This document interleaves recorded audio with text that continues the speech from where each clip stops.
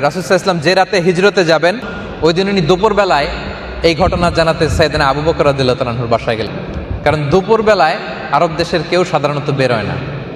মক্কার কোনো কুরাইশ যেন এটা টের না পায় যে উনি কোথায় যাচ্ছেন, উনি বেরোলেন।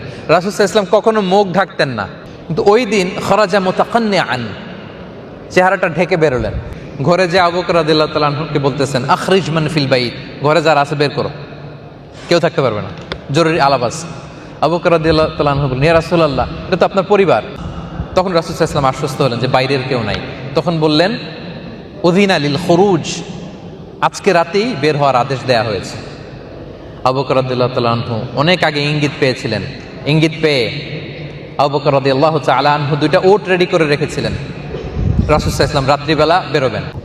এরপর একজন হাদি ভাড়া করলেন যে মদিনায় যাওয়ার একটা আনইউজুয়াল রাউট দেখাই দিবে।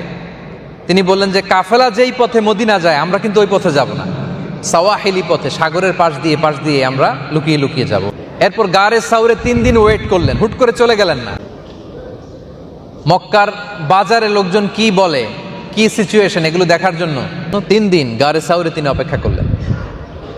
আর দেখেন আবু বকর রাদিয়াল্লাহু তাআলা আনহু কি করলেন, উনি ওনার ছেলে আব্দুল্লাহকে দায়িত্ব দিলেন যে আব্দুল্লাহ, তুমি প্রতিদিন ফজরের পরে মক্কার বাজারে খেয়াল করবা, আমার আর মুহাম্মদ সাল্লাল্লাহু আলাইহি ওয়াসাল্লামের নামে কে কি বলে এগুলো এসে বিকেলে আমাদেরকে জানাবা। তো ঠিকই আবু বকর রাদিয়াল্লাহু তাআলা আনহুর ছেলে ছোট্ট আব্দুল্লাহ এগুলো শুনে যে গারে সাউরে যে বলে আসে।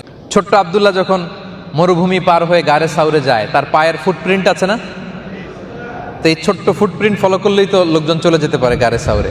আবু বকর রাদিয়াল্লাহু তাআলা আনহু বললেন যে আব্দুল্লাহ, তুমি যখন আসবা তারপরে আরেকজনকে অ্যাসাইন করলেন যে আমার ছাগলগুলো ওই রাস্তায় একটু চড়াবা, যাতে আব্দুল্লাহর ফুটপ্রিন্ট না থেকে ওইখানে ছাগলগুলোর ফুটপ্রিন্ট থাকে।